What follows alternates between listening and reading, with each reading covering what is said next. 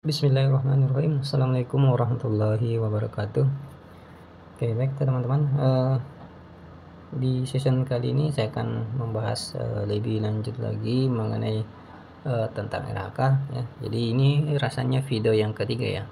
Jadi dari video pertama itu ada juga ya masih seputar RHK, kedua juga tentang RHK, yang ketiga ini tentang RHK lagi. Nah, untuk yang lebih lanjutnya ini itu bagaimana cara membuat RHK dari Renstra ya. Kalau di video pertama dan kedua kan saya cuma menghimbau bahwa RHK itu terbentuk dari Renstra ya, dari PK-nya ya, perjanjian kinerja, kemudian eh, dibuat menjadi RHK-nya. Nah, eh, kali ini saya akan sedikit menguliti tentang bagaimana membuat RHK dari Renstra-nya ya. Nah, kemudian di situ kan di Renstra kan biasanya ada indikator-indikator yang harus disiapin. Nah, saya akan membuat ya indikatornya juga, mulai dari indikator pimpinan sampai ke bawahan, bagaimana membuat indikator secara turun ya, dari atas ke bawah. Jadi ibaratnya ketika teman-teman dulu pernah belajar tentang kimia atau fisika, itu ada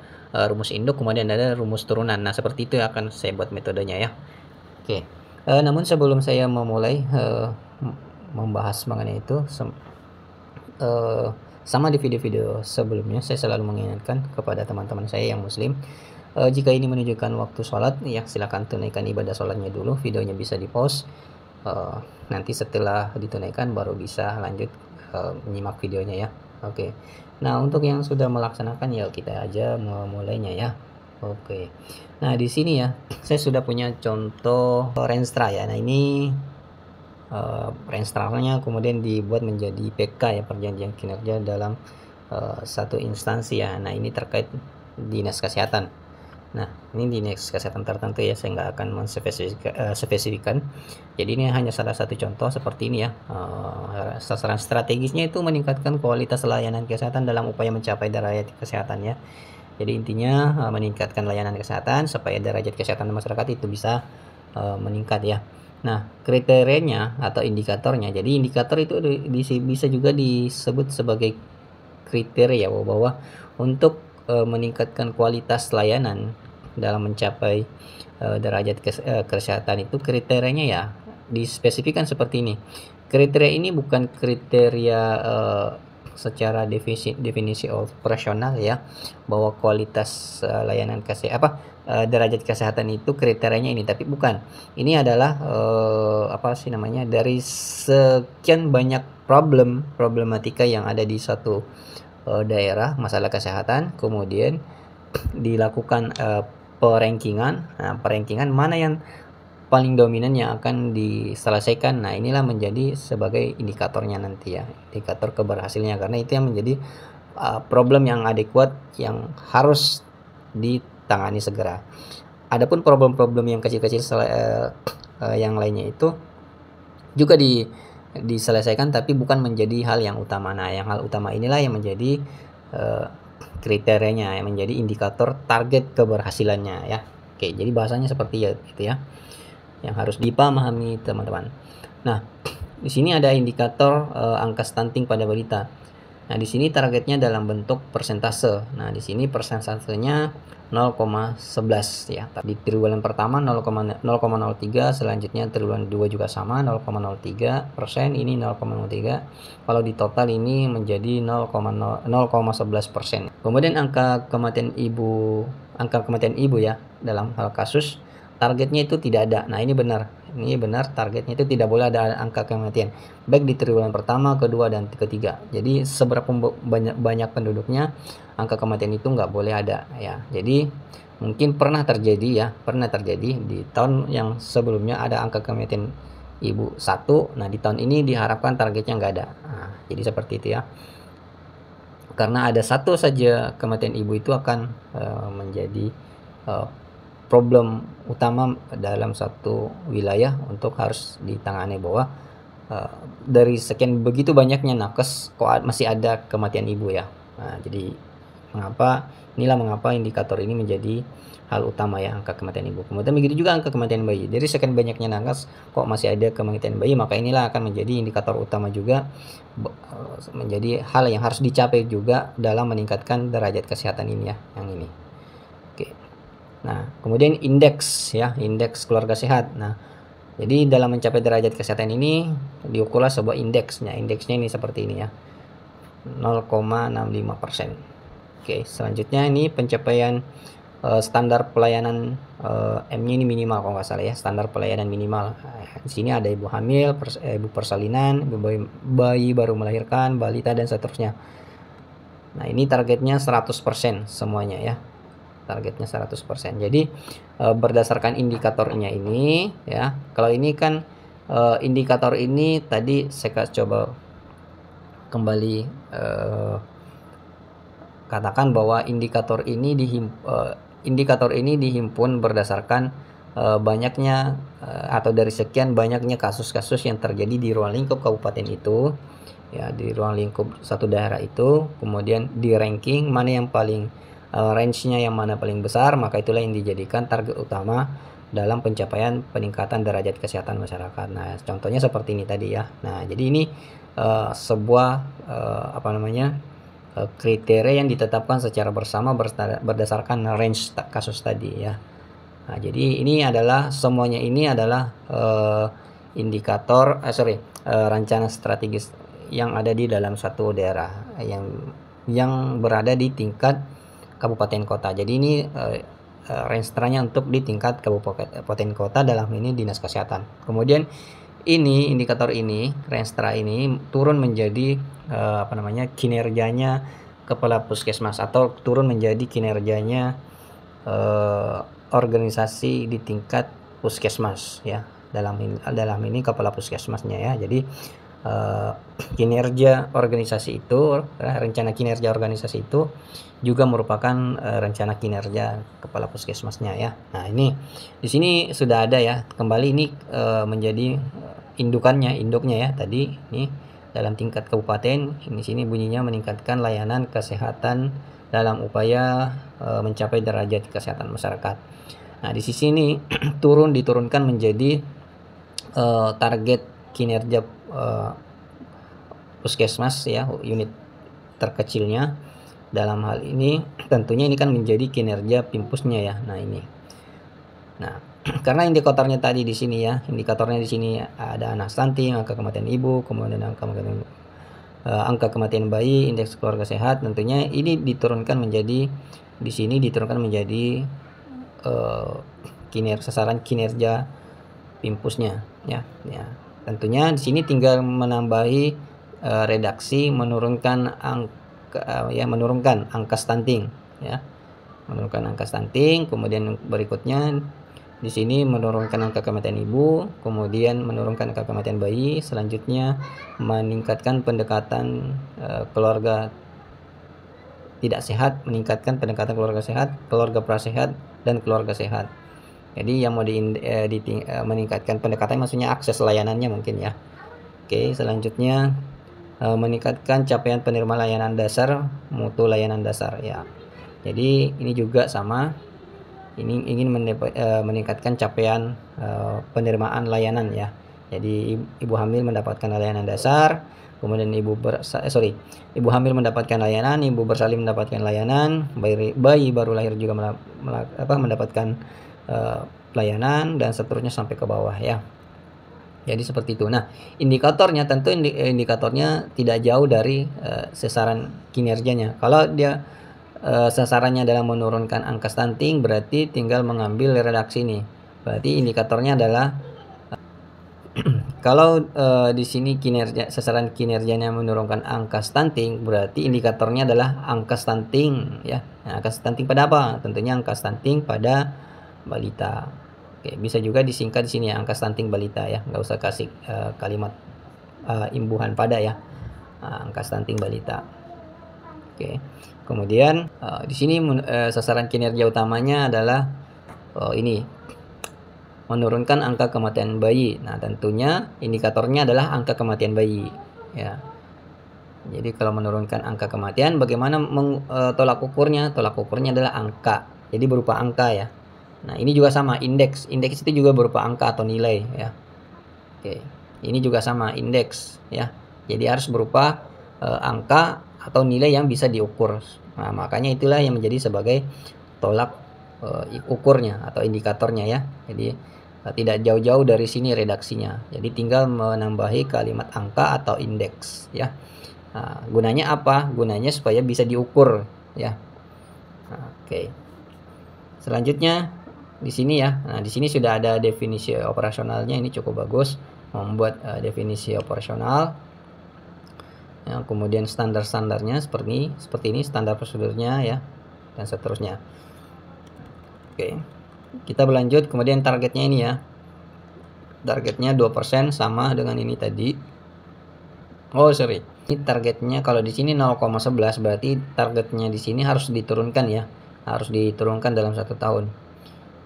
Minimal di sini 0,8 umpamanya ya.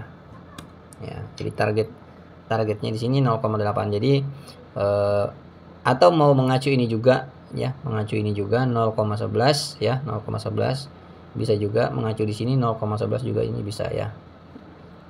Nah, atau angkanya lebih kecil. Mengapa harus angkanya lebih kecil?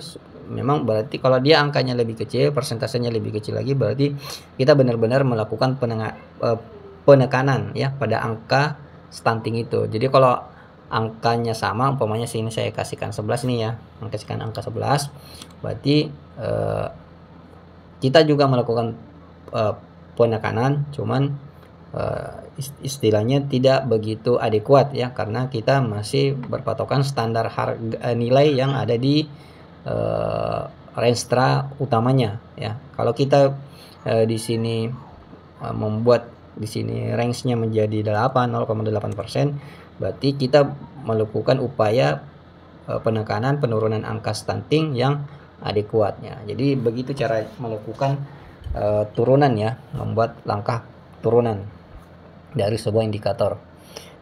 Dari sebuah indikator di tingkat kabupaten kemudian turun menjadi di tingkat kecamatan ya, karena ini kan pasti kalau di puskesmas pasti wilayahnya kecamatannya. Jadi ini adalah sasaran strategis untuk di tingkat kecamatan, yakni puskesmasnya. Kemudian nah tentunya untuk RHK-nya sendiri, kita langsung ke RHK-nya ya. Ini sorry, saya nggak kupas bahas ke RK bawahan dulu ya. Sini RK Pimpus dulu.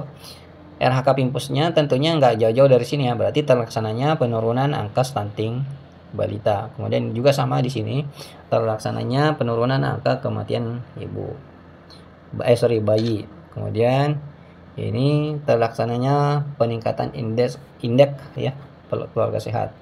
Kemudian ini terlaksananya peningkatan indeks pencapaian SPM, standar pelayanan minimal ya. Oke, jadi seperti itu ya. Jadi RHK-nya Pimpus otomatis mengacu kepada sasaran kinerja di tingkat puskesmas ya. Nah, gitu. Jadi ini renstranya puskesmas beserta indikatornya. Maka RHK-nya Pimpus itu tidak jauh dari sini ya, tidak jauh dari sini. Oke, selanjutnya kita akan ke RHK bawahan. Nah, ini di sini saya akan kunci dulu ya. Saya akan kunci dulu freeze, unfreeze. Saya lepaskan dulu freeze-nya, absolutnya dulu. Kolom absolutnya saya lepasin. Oke, saya coba ke sini. Oke, sorry. Nah, ini saya buat kolom absolut di sini ya, supaya enak melihatnya. Oke, salah. Saya coba hidden dulu ini biar enak melihatnya ya, biar ngasih taunya rada-rada yang enak. Ini saya coba hidden, ini juga saya hidden. Oke, jadi indikatornya udah kelihatan, indikator sini sama RK. Nah, ini saya absolutkan di sini. Saya bekukan di sini ya supaya nggak bergerak. Oke. Nah, untuk RHK bawahannya itu sendiri tentunya udah sangat mudah ya dibuat ketika RHK Pimpus sudah terbentuk ya. dengan indikatornya. Nah, jadi ketika membuat RHK bawahan ya seperti ini, tentunya tidak jauh-jauh lepas dari sini, indikator dan RHK pimpusnya. Contohnya di sini ya. Nah, ini sudah ada contoh kalimat saya buatin ya. Seperti ini. Terlaksananya penanganan, pemantauan dan evaluasi anak stunting. Jadi harus selalu mengambil kata kunci ini ya. Kata kuncinya kan yang ingin dicapai kan ini anak stunting yang menurun ya, penurunan angka stunting pada balita. Berarti kata kuncinya adalah anak stunting. Nah, karena di sini RHK pimpusnya terlaksananya penurunan ya, kata kunci yang keduanya yang harus diperhatikan adalah penurunan. Maka bagaimana membuat langkah-langkah penurunan, bahwa tentunya berarti harus ada penanganan, kemudian setelah ditangani ada pemantauan, setelah dilakukan pemantauan kembali dievaluasi. Yang dievaluasi apa? Ya, anak stuntingnya. Nah, jadi seperti itu sebetulnya dalam membuat RHK bawahan. Jadi kalau di tingkat pimpus itu terlaksananya penurunan, jadi istilahnya dia tinggal pimpus ini tinggal menerima laporan ya, laporan dan memantau kegiatan-kegiatan teman-teman yang ada di lapangan. Jadi modelnya seperti itu.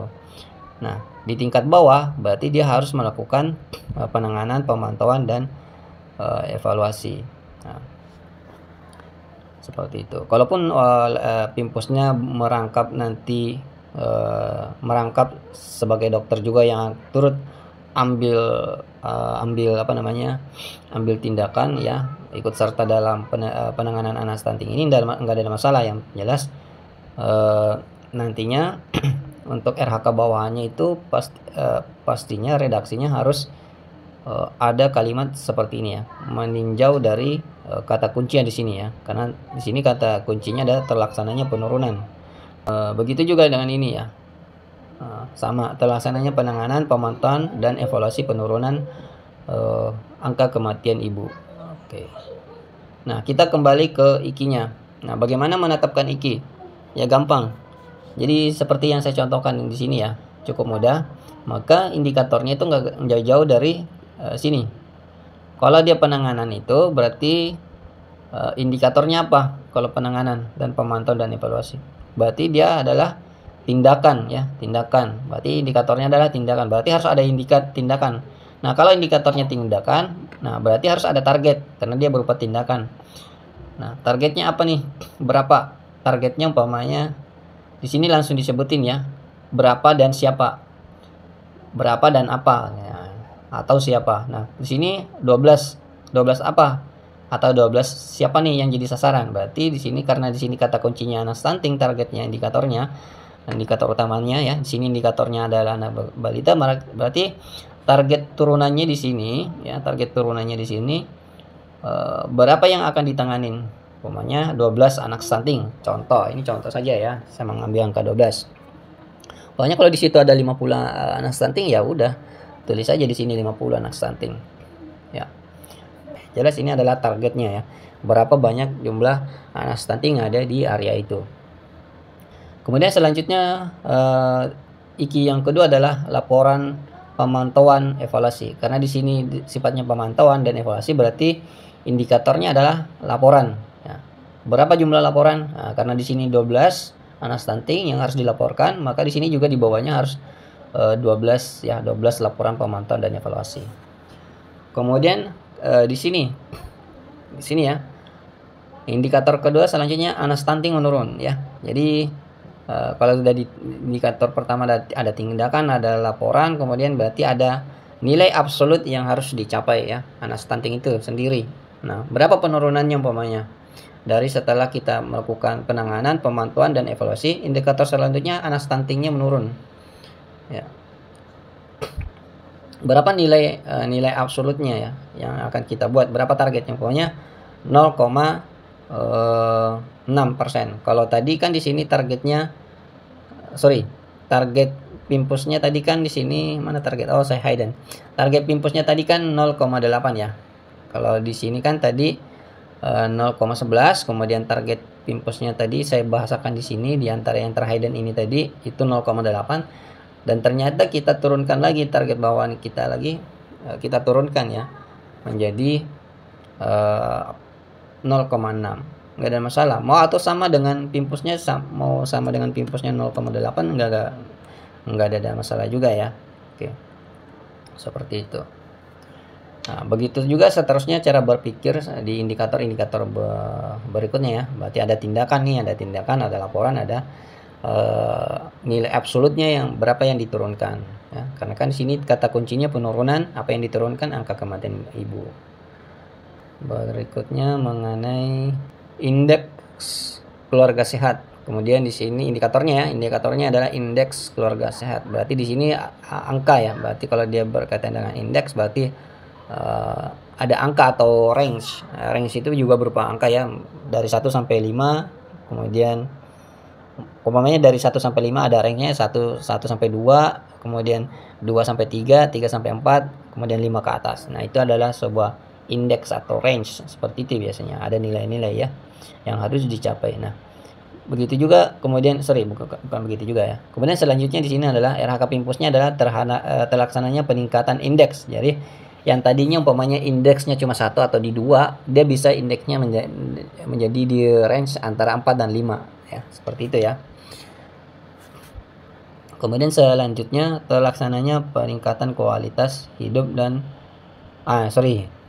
untuk RHK bawahannya ya, tentunya karena di sini terlaksananya peningkatan indeks, berarti nilai indeksnya yang diharapkan ya. Jadi adanya peningkatan nilai indeks maksudnya.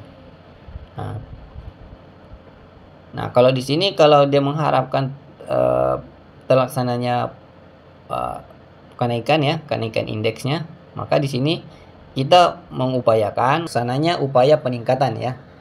Nah, keluarga sehat itu kata kuncinya ya. Kata kuncinya, maka dari kata kunci ini bagaimana indeks keluarga sehat itu bisa meningkat. Kita cari ya, kita searching atau teman-teman mungkin udah paham semua keluarga sehat itu terkait apa.